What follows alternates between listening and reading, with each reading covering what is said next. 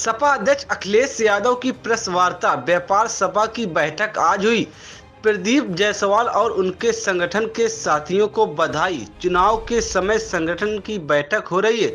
जिम्मेदारी ली है कि अपनी बाजार में सपा को जीत दिलाएंगे। देश के लिए ये समय फैसला लेने का है। हमारा भविष्य कैसा होगा इसका फैसला होना है। व्यापारियों के बिना लक्ष्य पूरा नहीं हो सकता। सरकार के फैसले व्यापारियों से उनका व्यापार छीनने के लिए। देश के इतिहास में किसी ने ऐसी वसूली नहीं की होगी जैसी भाजपा ने की है।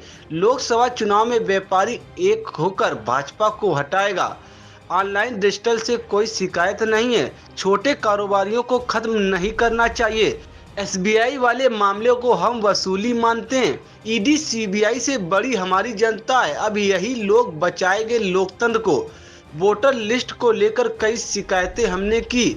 आयोग पर भरोसा है लेकिन बीजेपी पर नहीं। भाजपा संस्थानों को इस्तेमाल कर रही है। एक अधिकारी के हटने से परिवर्तन नहीं आएगा। सांसद सुब्रत पाठक की वायरल ऑडियो पर एक सांसद की बात नहीं है। बीजेपी के अधिकतर लोग यही करते हैं। सुब्रत पाठक इस बार घबराए हुए। लोधी समाज के लोग जवाब देंगे। हमारा संगठन वरुण गांधी पर फैसला लेगा। आंदोलन करने वाले बच्चों को अब घर जाना चाहिए। सरकार को हटाने का संकल्प लेना चाहिए। बीजेपी की लिस्ट जारी हो जाए, हमारी भी जारी हो जाएगी। जैनपुर में जीतने वाले को लड़ाएंगे, घोसी में भी जीतने वाले को लड़ाएंगे। 1,80,00,000 लोगों का भाग दे देंगे अगर 80 से, तो हर लोकसभा में भारतीय जनता पार्टी का 2,25,000 वोट कम हुआ है। इसकी भरपाई कैसे करेगी भारतीय जनता पार्टी? और महंगाई के खिलाफ जो वोट पड़ेगा और अन्याय के खिलाफ जो वोट पड़ेगा, जो इस प्रदेश में महिलाएं असुरक्षित हुई हैं, और विभागों में देखिए कैसा कंपटीशन है। स्वास्थ्य विभाग का और पुलिस विभाग का कंपटीशन है कि कौन ज्यादा खराब काम करेगा। अभी तक तो हम लोगों ने कंपटीशन ऐसे देखे कि अच्छा काम कौन करेगा, लेकिन पहली बार उत्तर प्रदेश में देखने को मिल रहा है कि स्वास्थ्य विभाग और पुलिस विभाग में ये कंपटीशन है कौन ज्यादा खराब काम करेगा। दवाइयां नहीं, इलाज नहीं, स्वास्थ्य के लिए गरीब कहां जाए? अस्पतालों में कुछ नहीं इंतजाम कर पा रही सरकार, और कहीं न्याय नहीं मिल रहा। पुलिस अपना दूसरा काम कर रही कोई। ठीक सर। और जब संस्थाएं कमजोर होंगी तो लोकतंत्र कमजोर हो जाएगा।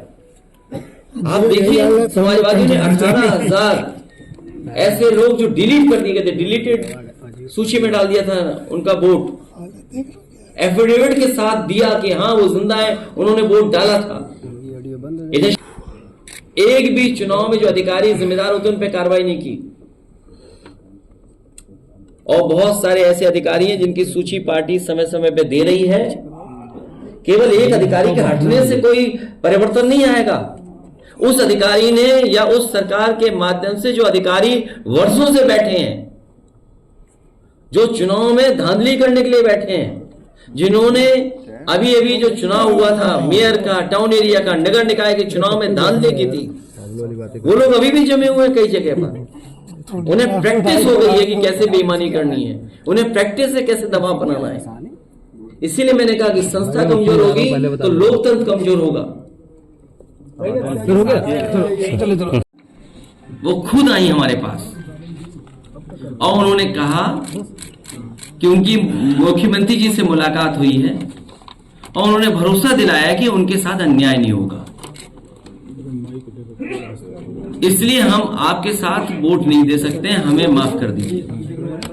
मैंने उससे कहा कि अगर अन्याय रोक रहे हैं मुख्यमंत्री जी, तो जहां मुख्यमंत्री जी कहें वहां वोट दे देना। और जब राज्यसभा का चुनाव हुआ तो आपने वो बात देखी होगी।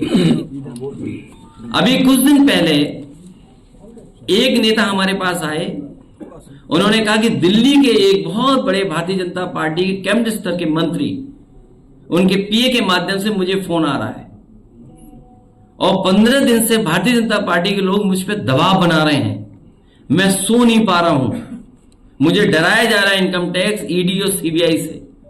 मैं मजबूरी में जा रहा हूं भारतीय जनता पार्टी में। और बात मैं पुरानी बता दूं एक और आपको, ये आप नाम ढूंढिए, ये हर बात मैंने कहा कि मुख्यमंत्री जी खुद मिले थे अमेठी की विधायिका से, आपको भी पता है, बहुत धन्यवाद आपका। और उन्होंने आश्वासन दिया था कि अन्याय नहीं होगा, और दूसरे दिन ईडी पहुंची नहीं पूछी। सोचिए आप। और हम बता दें, आपको खुल के बता दें, जो राज्यसभा चुने गए, जब वो समाजवादी पार्टी में राज्यसभा के मेंबर थे, उन्होंने कहा दिल्ली में होम मिनिस्टर जी से कह दो तो हमारे साथ अन्याय नहीं होगा, और नहीं तो हमें आपकी पार्टी छोड़नी पड़ेगी। हम किसी को फोन नहीं कर सकते थे पार्टी के समाजवादी लोग, और देखो पार्टी छोड़ के चले गए वो। तो इसलिए दिल्ली से लेकर के लखनऊ इस प्रयास में लगा है कि डराया और धमकाया जाए लोगों को। ये जो पैसे लिए गए हैं इलेक्टोरल बॉन्ड्स को लेकर के, क्या ये वसूली नहीं थी? क्या डरा धमका के लोगों से पैसा नहीं लिया गया? क्या उद्योगपतियों से पैसा नहीं लिया गया? क्या यही लोकतंत्र है? यही बाबा साहब भीमराव अम्बेडकर का लोकतंत्र है? यही संविधान है क्या, जिसके तहत हर एक को न्याय मिलेगा, आजादी मिलेगी? सोचिए कहां देश को पहुंचा दिया। और मैं आज कह रहा हूं प्रेस के साथियों के सामने, ये चुनाव अगर आप चूक गए तो जनता तो वोट नहीं डाल पाएगी और आप लोग सच नहीं दिखा पाओगे। इसलिए आप सब मिलकर के लोकतंत्र को बचाइए, संविधान को बचाइए। आपके ऊपर भी वॉच हो रहा है, निगरानी रखी गई है। क्या न्यूज सूट करती है, क्या न्यूज नहीं सूट करती है, क्या ब्रेकिंग न्यूज चलनी है, क्या ब्रेकिंग न्यूज नहीं चलनी है, इस तक पर आप पर नजर है। अखबारों में क्या हेडलाइन होगी वो हमारे पत्रकार साथी जानते होंगे, बोलें या ना बोलें। तो इसलिए